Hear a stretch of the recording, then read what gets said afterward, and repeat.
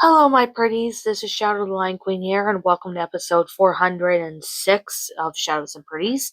So, I've been kind of taking a break from doing Shadows and Pretties episodes for quite a bit because I wanted to kind of, do other stuff. So, anyways, today we are going to review a crocodile horror movie, and this movie is pretty much a good concept movie. It's a horror film directed by Greg McLean called Rogue. Now, basically, this is pretty much about a group of tourists in Australia who fall prey to a 7+ meter long saltwater crocodile. So, of course, the film was inspired by the true story of Sweetheart, a giant male saltwater crocodile that attacked boats in the late 1970s. Although Sweetheart was never responsible for an attack on a human, Rogue received positive reviews from critics.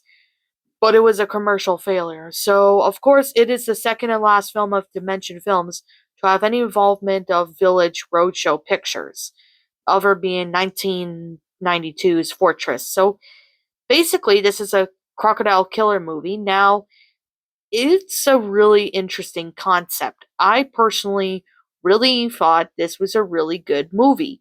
I mean, we got pretty good cast and crew, which is pretty nice. And, we got some pretty good actors in that, which is pretty nice. So, basically, Greg McLean wrote the first script for Rogue in 1995. So, of course, he began, doing, writing that. And the filming took place on Callabon Catherine Gorge and Lemon Island. So, that is, somewhere in Australia, I'm pretty sure. So, yeah, that's basically I'm going to talk about this movie in case if you guys have not seen this movie in a long time and will want a refresher.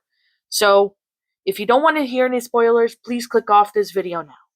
So basically the plot is takes place in the remote swamps of Australia's Northern Territory. A wild cow walks to the edge of the still water to drink, but it suddenly gets attacked by a ferocious and powerful beast that violently drags into the lake. So, meanwhile, American travel journalist Pete McKeel joins a small group of tourists on a crocodile watching river cruise on Cagado National Park of the Northern Territory, led by wildlife researcher Kate Ryan. Towards the end of the cruise, Everett spots a flare in the distance, and the group heads upriver to investigate. So as the boat moves forward, the passengers become anxious and landscapes become hostile and dense as the wildlife silent as if a threat were approaching watching the boat. They eventually come across a half-sunken wreck. As the passengers are wondering about the origin of the flare, a big reptilian shadow beneath the surface crashes the boat, damaging the side. So Kate manages to steer the boat ashore as a small island of the middle of the river. Kate realizes they are in the territory of a large crocodile and explains that they must leave the island by nightfall. So, as the tide will start to rise, the island will be submerged. Everett, who is unconsciously standing at the water's edge with his back to her, suddenly gets killed and pulled into the water by an unseen predator. Two locals, Neil Kelly and Colin arrive at the island, but as the beast upturns their boat, Neil swims to the island, but Colin has been killed. So as night falls, Neil carefully swims to the riverbank in order to string a rope between two trees, creating a zip line to allow the group to cross the river. Everett's wife, Mary Ellen, crosses first, only to freeze in fear half way across. So Ellen, becoming impatient and hostile, takes matters in his own hands, attempting to get himself and his daughter, Sherry, across with Mary Ellen still being on the line. While trying to secure the rope, Neil gets attacked and killed by the beast. So the tree holding the rope breaks and the tree on the line fall into the water. They swim back to the island, but as Alan crawls up the shore, the beast lunges out of the water and throws him back into the river where he gets killed. The beast is revealed to be a rogue, a 7+ meter long saltwater crocodile. So later that night, Peace suggests hooking the beast while everyone else swims to the riverbank. Neil's two dead birds replace Kate's dog named Kevin as an initial bait idea. After a long wait, the anchor is suddenly pulled, and the group makes a break for it ashore. The beast eventually lets go of the bait, seizes Kate, and drags her underwater. Pete hurries across the river with Kevin in tow in order to in order and into the bush behind the others. So as the day breaks, Pete is forced to chase Kevin into the bush after he runs off. He falls down through a narrow chute and a large cave, where he discovers Neil's partial corpse. The cave is the beast's lair, and the dog leads him to a severely injured Kate. Pete attempts to carry her out, but Kevin runs off the head of the cave, where he gets killed by the beast hidden in the cavern.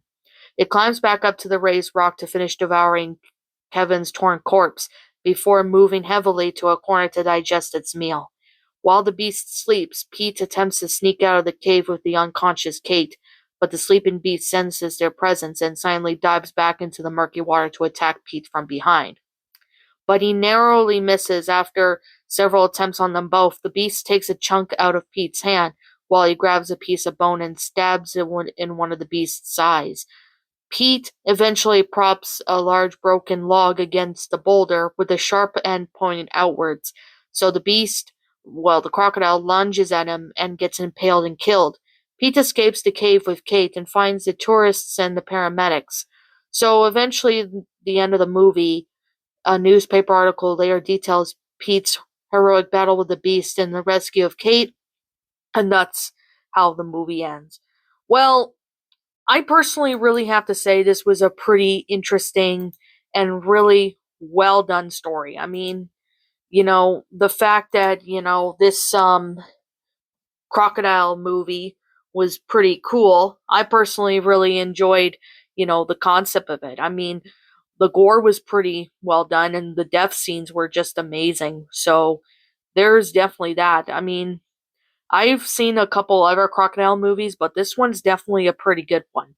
I like the concept of it. I love everything about it. It was just a really great movie. Now, I know some people may not like this movie, but I personally didn't think it was that bad at all. I thought it was pretty neat for a concept of a movie. So, I think you could get this movie on Amazon or eBay, so you can get this movie anywhere. And I think there's clips of it on YouTube as well, so you guys can look up there. So, I guess with that being said, and with that being the case, I personally really have to say that I recommend this movie if you're into, crocodile horror movies or crocodile movies in general. You definitely really have to check this out if you haven't. It's a pretty good one. So, anyways, what did you guys all personally think of this movie? Did you all like it? Did you not? Also, what would you have done to make this movie a lot better? Let me know what your thoughts are down in the comment section down below. I'm Shadow the Lion Queen. Thank you so much for watching today's video, and if you're new to my channel, be sure to leave a like, comment, and subscribe if you're new. Ring the bell for notifications to when I upload, so that way you guys will not miss an upload. As always, if you guys want to go follow me on Instagram, follow me on Blue Sky, follow me on Twitter, follow me on DeviantArt, and follow me on my backup channel known as Miss Dark Shigo, as links to all those will be in the About page section, so you guys can go follow me on there. And that's pretty much all I have to say, but if I'm missing something about this movie, please let me know. As always, I will be catching you all in the next video. Peace out, and like always, I'll see you all next time.